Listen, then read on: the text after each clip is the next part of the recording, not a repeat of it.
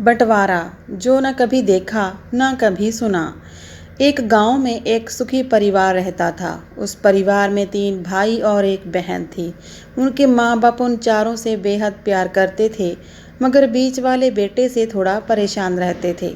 बड़ा बेटा पढ़ लिख कर डॉक्टर बन गया था और छोटा बेटा भी पढ़ लिख कर इंजीनियर बन गया था, मगर बीच वाला बेटा बिल्कुल गंवार और आवारा किस्म का था।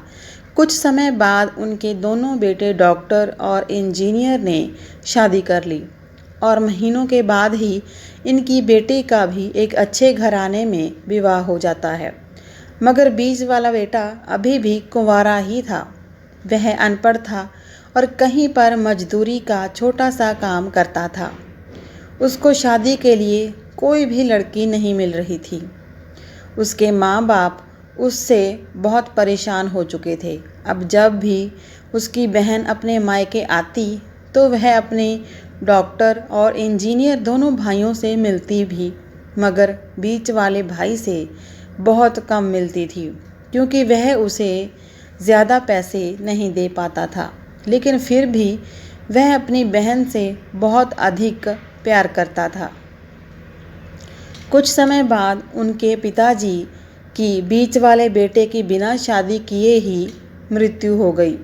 उनकी माँ ने सोचा कि कहीं अब किसी के मुंह से बंटवारे की बात निकले, इसलिए अपने ही गांव में एक सीधी सादी लड़की से मंझले बेटे की शादी करवा दी। शादी होते ही ना जाने क्या हुआ, अनपढ़ बेटा मन लगाकर काम करने लगा और पहले से कहीं ज़्यादा मेहनत भी करने लगा था। अब कोई भी पुराना दोस्त उसको मटर गश्ती करने के लिए बुलाने आता तो वह मना कर देता। एक दिन उसके डॉक्टर और इंजीनियर भाई ने सोचा कि यह तो गंवार और अनपढ़ है, हम इससे कहीं ज़्यादा पैसे कमा लेते हैं, इसीलिए अब हमें बंटवारा कर लेना चाहिए। माँ के लाख मना करने के बाद भी दोनों बेटों ने बंटवारे की तारीख तय कर दी और उन्होंने अपनी बहन को भी बुला लिया। तभी उनका गंवार भाई कहता है कि तुम लोग बंटवारा कर लो, मुझे जो बचे वो दे देना या ना देना, मैं शाम को आकर अंगूठा लगा दूंगा। तभी उसकी बहन कहती है, अरे बेवकूफ़, तू तो हमेशा बेवकूफ़ ही रहेगा। ज़मीन का हिस्सा तो आमने सामने बैठकर होता है ना। और उसकी माँ भी उसे काम पर जाने से रोकती है। उसी वक्त वकील भी वहाँ आ जाता है और कहता है कि आपका सारा हिस्सा मिलाकर 10 बीघा ज़मीन और 1 मकान है। अब यह बताओ किसको कितना हिस्सा देना है, मैं उसी हिसाब से कागज़ बनवा दूंगा।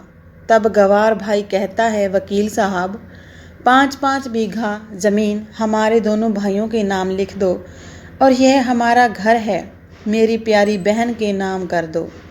तब दोनों भाई पूछते हैं कि तू अपने हिस्से में क्या लेगा। गंवार भाई कहता है कि मेरे हिस्से में मेरी प्यारी माँ है। वह अपनी पत्नी की तरफ मुस्कुराते हुए कहता है, क्यों, क्या मैंने गलत कहा?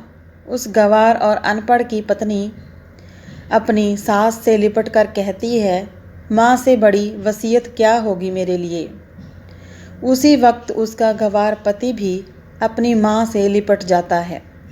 गंवार बेटे और बहू के प्यार ने ज़मीन जायदाद के बंटवारे को एक सन्नाटे में बदल दिया। तभी बहन अपने गंवार भाई के गले लगकर लिपट कर रोते हुए कहती है कि माफ़ कर दो भैया, मैं आपको सम्मान नहीं दे सकी। तभी उसका भाई कहता है, मेरी प्यारी बहन, इस घर में जितना अधिकार हमारा है उतना ही तुम्हारा भी है। और रही बात बंटवारे की, तो बंटवारा नहीं करने से जीवन ख़त्म तो नहीं हो जाएगा। क्यों करते हैं हम बंटवारा? क्या हम एक साथ मिलकर नहीं रह सकते?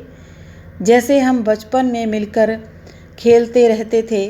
एक साथ मिलकर रहने को ही तो कहते हैं एक अच्छा परिवार, और उसके परिवार को संभालती है एक माँ।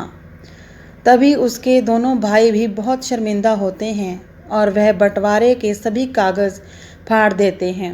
और उस दिन के बाद से उनका पूरा परिवार खुशी खुशी एक साथ रहने लगता है। आज की कहानी अच्छी लगी हो तो वीडियो को लाइक और शेयर ज़रूर करें। चैनल को सब्सक्राइब करना ना भूलें। मिलते हैं अगली कहानी में। धन्यवाद।